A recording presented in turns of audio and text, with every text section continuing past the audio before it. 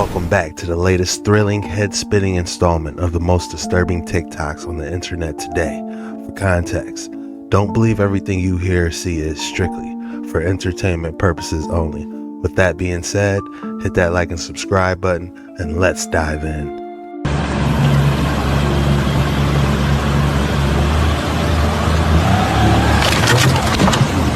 What was that? What the f was that? Fish, dude. Go get your hat.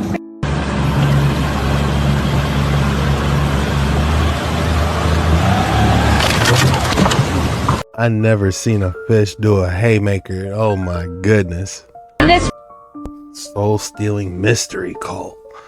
Oh my goodness. This is in Arizona? This is in Arizona. And this really rich guy, he's a, what is it? He's a Rothschild. A Rothschild. He bought this town of Felicity and named it after his wife, Felicity, Wait, is this real? Who we Yes. think we ran into. Can we make sure that this is real?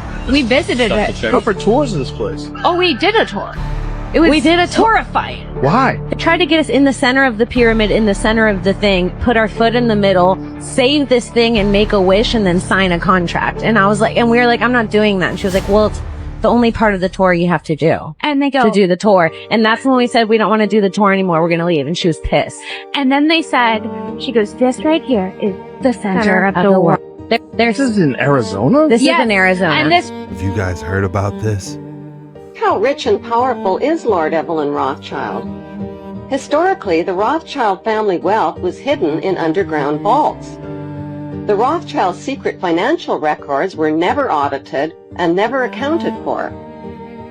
Their family commissioned biographies give the illusion that their family fortune has dwindled, but researchers estimate their wealth at close to $500 trillion, more than half the wealth of the entire world.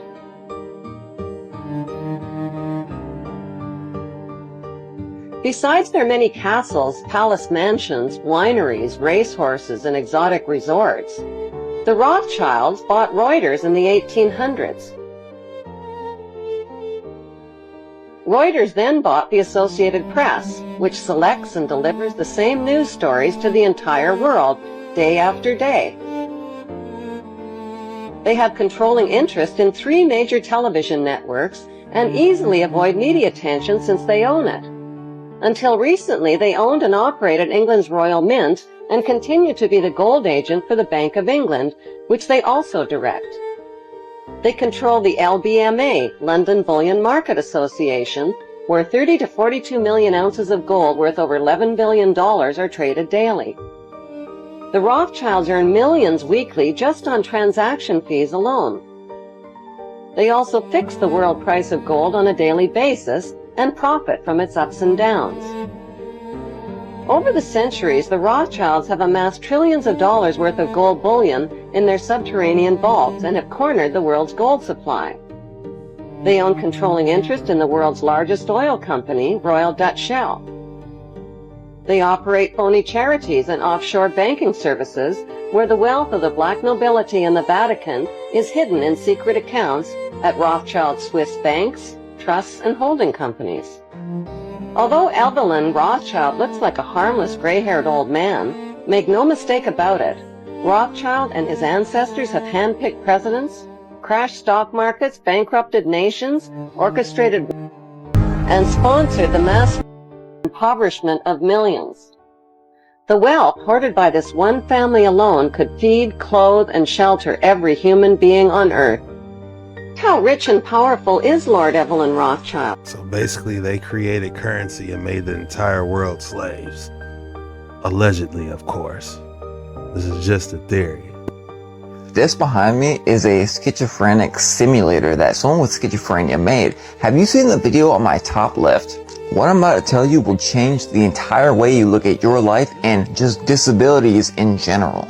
So I'll continue to let the schizophrenia simulator play along with what I'm saying and let you hear some from it as well. Now this video I was showing you in the top left corner, it's a guy detailing a group of people that were testing out artificial intelligence glasses at zoos. And these people were not seeing animals, but creatures. Crazy part, they're not physical creatures. They were literally seeing demons. Much like the Vietnam War and the glasses that they were using, they would see oncoming demons, fields of unalive people, all sorts of things in the spiritual realm. At this point, we all know that artificial intelligence is quite literally fallen angel technology. Now, the schizophrenia simulator has a whole lot to do with it. It's also the topic of the movie They Live. In the movie, every time he put his glasses on, he saw things as they really were, not just people turning into these creatures or demons, but he also saw words changing and the true admission of what they're trying to do on magazines and other headlines. And allegedly, even today, there's still people that have these so-called Dysonian glasses where they can see things in the spiritual realm, and they can show you, they put a lens in front of their camera and they can now see UFOs and spiritual things in the sky. So now, how does this connect? A schizophrenia simulator and also some guy having a group of people using artificial intelligence glasses and seeing demons instead of animals. It's quite possible that the artificial intelligence were showing real things that were there that human eyes cannot see. And this is much like when you use a process of layers and other configurations with your camera. It can show you things that are there that the eyes can't see. Like when I keep finding this battery-like crescent that's powering the sun that's in the sky right now. OG followers remember that one. So that to this, what's the relation? I don't believe, first off, I'm not a doctor, I don't believe that these things are disabilities in the way we see it. I have family that are schizophrenic, and for years upon years now I have said, it's not a disability, they are actually seeing what's in the spiritual realm. There are quite literally videos of a lady in a psych ward, and she would see all these things, and when she finally started to command them or rebuke them in the name of Jesus, they all went from loving, crazy, whatever they're doing, to insane and vanish. I believe that this is a disorder in the human brain which really activates and hyperactivates the pineal gland, that they can see things because we have the pineal gland that God gave to us so we can hear Him, which is why they calcify the pineal gland. And also children and animals tend to be able to see ghosts. I'm not a betting person, but I would bet you that if you take someone who's diagnosed with this disorder and have them doing a brain scan while they're hallucinating, I bet you would see the pineal gland light up in their head. But it's the world and the textbooks that don't want us believing in spiritual things. It's not a standalone thing. Take any of these disabilities. You find that most people with these disabilities, like autism, they end up being geniuses. A whole bunch of the geniuses back in time, they would tell you that they got their information from other sources outside of themselves. Tesla, Mozart, on and on. Whether you realize it or not, whether you see it or not, things like this, principalities like this right here, huge structures like this right here, these things are always around us. Interesting. I wonder what the voices they hear are as well. Could those be possible demons? Gray humanoid comes out of the water on a beach at night. Humanoide gris sale del agua en una playa en la noche. No mames. Dice, córrele, güey, no mames. Córrele. Dice, córrele, güey, no mames. Córrele. Humanoide gris sale del agua. You gotta be kidding me. On closer examination, that definitely doesn't look human. Just looking at the legs, how the tendons are going from the thighs to the calf. Something's not right here.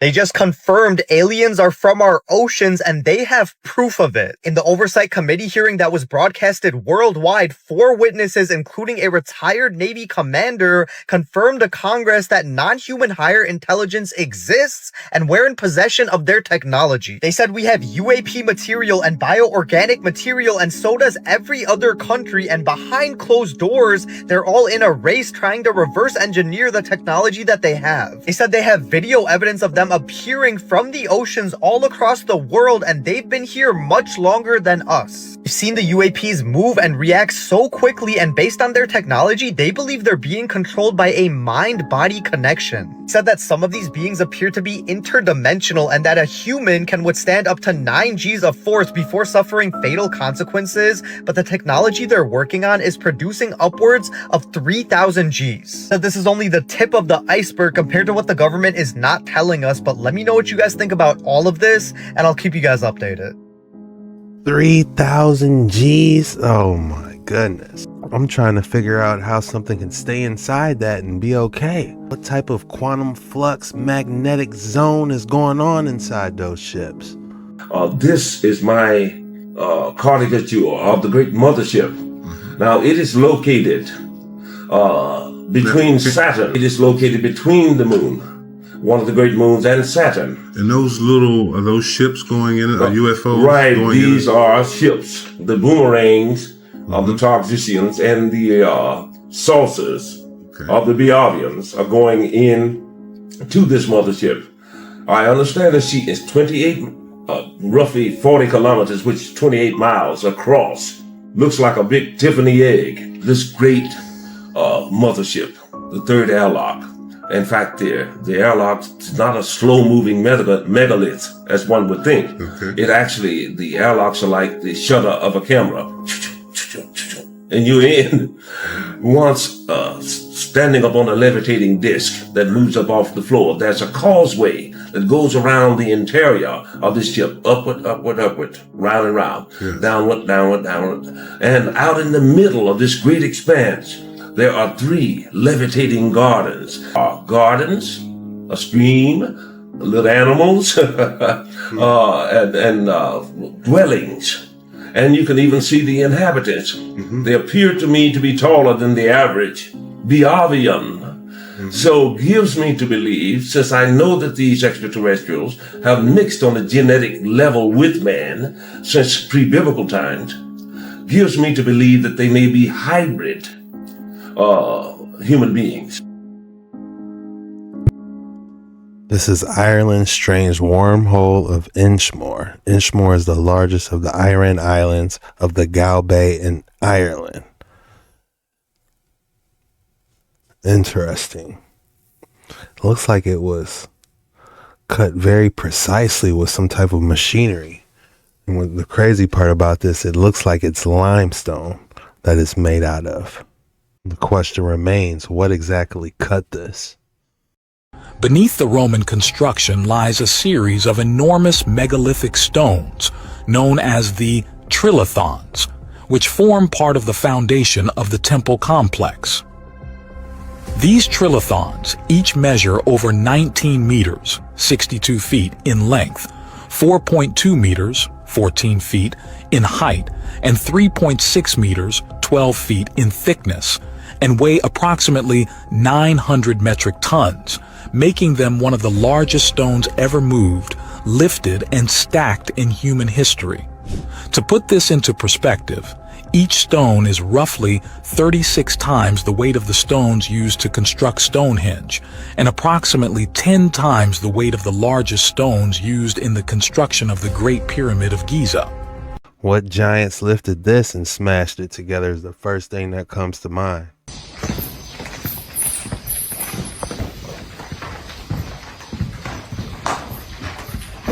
What?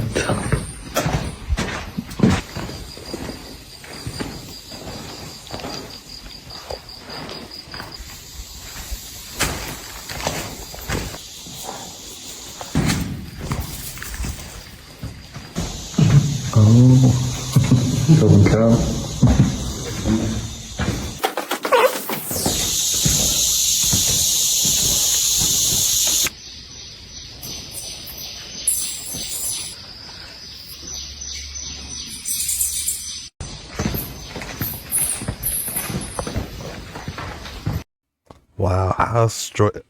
Wow, how extraordinary is this?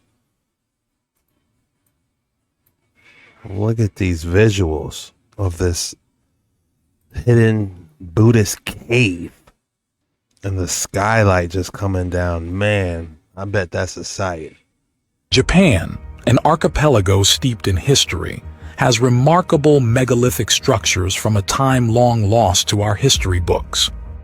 These monumental sites, often crafted with an astonishing level of precision and alignment with astronomical phenomena, suggest sophisticated knowledge and capabilities that could redefine conventional historical narratives. There are gigantic 800-ton granite blocks carved with extreme precision that were left in the middle of the forest together with enormous tombs surrounded by water moats that have never been excavated. There are colossal quarries covered with machine marks and cut with laser-like precision. There are massive stone walls resembling those found in Peru and Egypt, the blocks of which couldn't be moved even today with our modern technology. Join us in this documentary, where we will explore the prehistoric marvels of an unknown civilization that inhabited not only the land of what is now Japan, but also the surrounding seabed, which was once the home of an advanced ancient civilization before the end of the last ice age. Here we see that large parts of the rock have been extracted, leaving a remarkably smooth surface and, strangely, large knobs like those found on the granite stones. The material was removed with such precision that we hardly find scratches. Considering the rock is made of andesite, an extremely strong and hard material, the work we see is incredible. Additional knobs can be seen in higher sections of the rock, also accompanied by smooth and precise cuts. Next to these knobs are also cavities carved into the wall.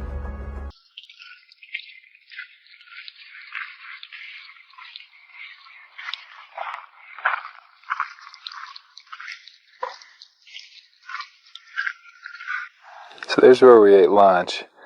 Just kind of wanted to try to put in perspective what we're seeing, because I mean, it's just, I mean, we jokingly call it the big ditch, but I mean, it's just a huge area that's really hard to fathom and wrap your mind around. Over here, right, where we're looking at kind of a section of what would be considered the North Rim. So the North Rim generally sits in higher elevation than the South Rim. When people come and visit, Grand Canyon National Park, generally most of them go to the South Rim. If we had X-ray vision and we could just look through, this whole section of canyon and X-ray vision about 25 miles away from here, the South Rim infrastructure is all kind of like over here. So many people say so many different things about the Grand Canyon. What really is going on here? What if I told you the Grand Canyon isn't natural? It's a scar, left behind from a war between two ancient, non-human intelligences. They say it was carved by the Colorado River over millions of years, but some researchers claim the erosion patterns are too geometric, too deliberate. There are parts of the canyon that don't add up geologically. And what's with the names? Isis Temple, Tower of Ra, Shiva Temple. In 1909, an explorer named G.E. Kincaid found an underground city filled with Egyptian-style artifacts, statues, and hieroglyphs. The Smithsonian denied it, and the cave? It's in a restricted zone, off limits. Even park rangers don't go near it. The truth is that this wasn't Egyptian at all. The Grand Canyon was ground zero for a war between two ancient AI gods, one above and one below. The artifacts? Command tech. The cave? A control chamber. The war? It ripped open the earth, and the canyon is the wound. Beneath the canyon, something is still active. The Isis Temple is a sealed gate. A forgotten intelligence sleeps beneath the surface, not dead, just dormant. And every restricted zone isn't protecting you from danger. It's protecting something else from waking up. That's an interesting theory. I haven't heard that one before. Two AI gods battling? Everybody is talking about space. Space this, space that. Baby, it's not space, it's gates. There are gates out here, 12 gates to be specific. 3 gates in the east, 3 gates in the west, 3 gates in the north, 3 gates in the south. And if you know anything about the term hell, the original term hell means to be shut out or shunned, to be put out, right? That's technically what the surface is. The surface we live on. These aliens that you are seeing are coming in through gates, okay? Some are returning to get their own species. That's why you look at certain people and you go like, you got a little cat in you. You know what I'm saying? Like, or you look like a cat.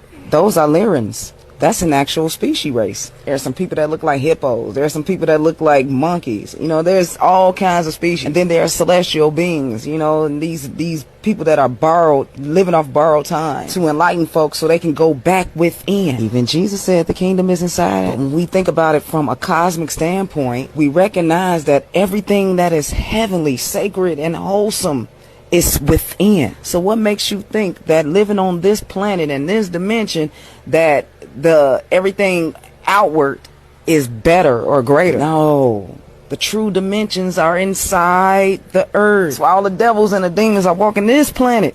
You know what I'm saying? They walking on top of Earth. All the governments are on top. You don't know nothing about the ocean. You don't know nothing about the inside of the Earth. Because we ain't welcome. We kicked out. Ooh, I'm gonna get in trouble. That's why all of the transports from back in the day were through pyramids. And pyramids were nothing but gates. They were just gates that lead downward, within.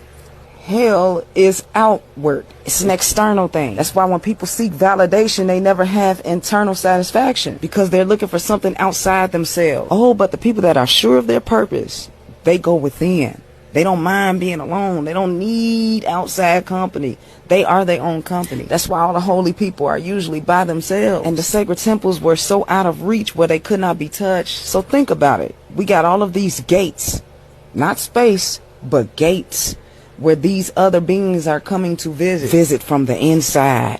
Visit from the oceans. Visit from the inside of the core and the dimensions that we can't reach because we've been held. We've been shunned. We've been shut out. I also believe Enoch spoke about windows and portals as well. When she started talking about those gates, the first thing that came to mind was Stargates. Was there any truth to the series or movies? So you say you want proof on how these giant trees were cut down. Here's the Momo Wing in New Mexico, supposedly a sandstone structure, but why does it resemble an axe so much? And here it is even at a different angle. There's even been giant swords found, and as much as a lot of us think these are Photoshop or maybe AI generated, they're not. They're real swords. And my question is, what were they used for or who used them? So how much do we know about our past? And is it suppressed and they only tell us what they want us to know? Now, finding a door in the middle of nowhere, I think sometimes you should think twice before opening it. Just like this guy here, temptation got the best of him, and he had to go see what was inside there. To begin with, who even needs a room like this constructed in the side of a hill? Now, what were they even keeping in this room? Work equipment? Or maybe even a person, because he smelled it and he said that it smelled so weird, it made him even run off. If you thought that first video was weird, check out this blue door in the middle of a field. Who even puts a blue door in the middle of a field? I don't know about you guys, but if you find stairs or a door in the middle of nowhere, just leave it alone. That is extremely strange. Who would put that there? What in the Chronicles of Narnia is going on here? If you thought I didn't have another excellent specimen for you today, think again. All right, you guys see it. What is this? Oh, wow. You know, it's flipped over. It looked even crazier. Look at that. This is an excellent specimen for sure.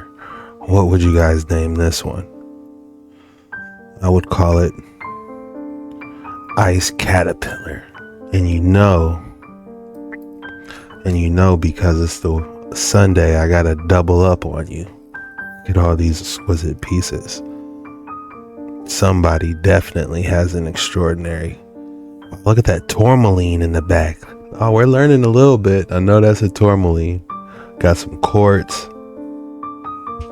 Oh yeah, look at that one. That pink and blue one right there.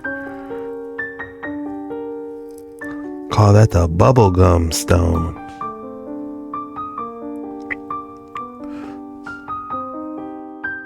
Which one is your favorite? Look at this, the giant V.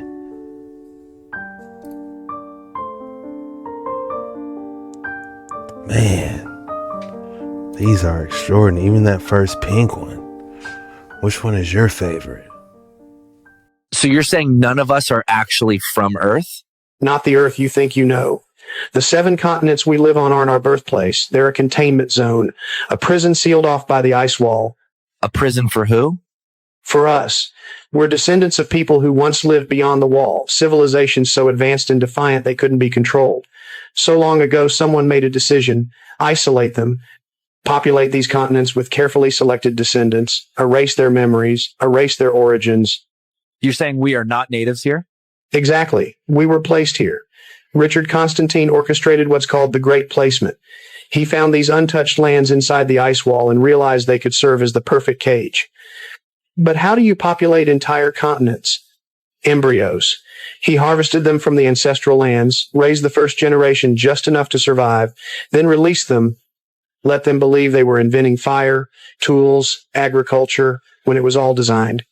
So all of That's a wild theory. What has been coined as the New World is actually far older than you have been told. The United States of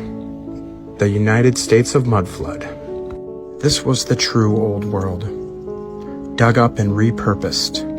Modern renovation work reveal this founded Freemasonry, going much deeper than thought, looking much older than should be, and iconic construction projects from coast to coast, looking more like excavation work than laying of new tracks.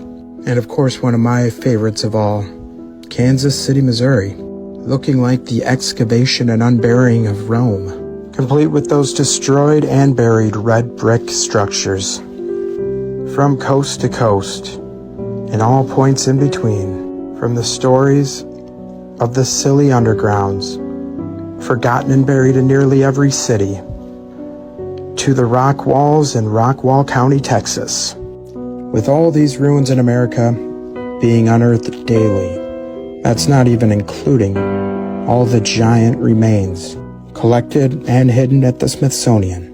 America is rich with buried history just waiting to be found, even in my hometown of Rockford, Illinois.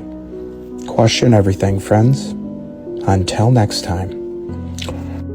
They won't let us sail below the 60th parallel. Doesn't mean the Earth is flat. Yeah, what about the accounts from the men who actually did? What are you talking about? William Morris, late 1700s, traversed along the Antarctic Circle until he found it. Found what? Summer's Gate. Every Glober's worst nightmare, one of the 3 exits along the ice wall. Said the crew was too scared to go through it, but by the time they tried pulling out, it was already too late. Current yanked them through the opening into the other side, beyond the ice wall. My God. Sailed through these unknown waters until what? They were approached by a massive red ship, unlike anything they'd ever seen back home, and it started blaring an unbearable horn until they finally realized William and his crew were no harm. They brought them up on board, and the captain of this giant red ship introduced himself to William as the leader of the ancestral lands. Said his name was Tolliver. Yawning, William was in shock at this point, like trying to take in the fact that there was like this whole reality outside of this ice wall barrier. It's because they won't let us sail below the 60th parallel. This is the thing. This is the secret. You already have everything. You already are everything. Yeah, literally. In every parallel universe possible. It's just this is what determines the frequency you tune into, like a radio. And that's what determines what you tune into. So if I perceive tonight as a shit night because it's, not playing the music I want, whatever, that perception's going to impact the way I physically experience tonight. Whereas if I just change my perception, the physical experience is different. Complete placebo effect. Yeah, the same night is happening, the same physical reality is happening, the same things are happening. How you perceive it. My perception changes how I experience it, and you can do the exact same thing. But that's why belief is so important. People talk about, I believe in myself, but you still doubt yourself. So that's not true belief. Yeah, true belief is like you do not even consider for a second in your brain any other reality. This is the thing. This is the secret. I need more friends like that, man. Someone, I swear, I be telling everybody that. But what a cool guy. Massive doors. Some people call those the Anunnaki fallen angels. Is that another massive door?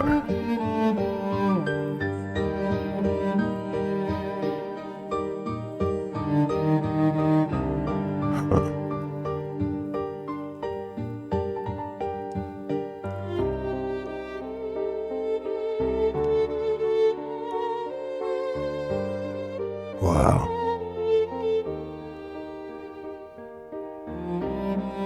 If that is real, that is insane.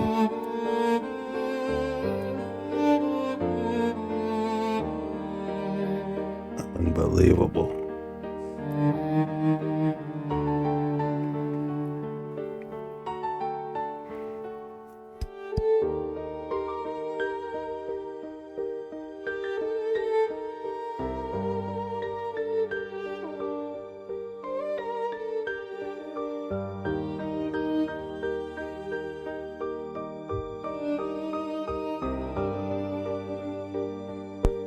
This might be right after the reset. The levitation of bees.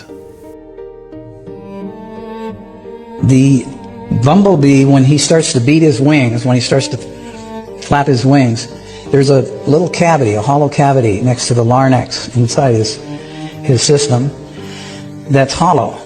And when he beats his wings, he starts to resonate this energy, and it goes back and forth, just similar to a guitar strumming on one side of the room and hitting the same chord on the other side of the room, or somebody hitting a high C and breaking a crystal. It's the same thing, it's resonance. And he said what they do, they resonate. And when they resonate, they eventually reach the resonance of the field around them. And he says once this bumblebee hits that resonant frequency of its surroundings, it becomes a free agent. It creates a magnetic bubble around itself, and it can go anywhere it wants. And I said, well, that's not in any of the science books. He said, I know. You probably never see it there either, but that's what happens. They'll discover it someday and bring it out, but it's just we have a conventional way of doing things, and then we have a natural way of doing things, and they're totally different. They're diametrically opposed. The important point here is the bees. As you've heard, the bumblebee shouldn't really be able to fly. Those wings are way too small to lift that chubby little body off the ground. In fact, it's a bit of a conundrum also for the mainstream scientists.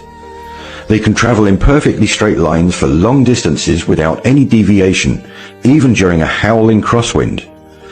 Because of the resonant frequencies produced by the vibration of their wings, they create a bubble in the ether, protecting them from any outside interference.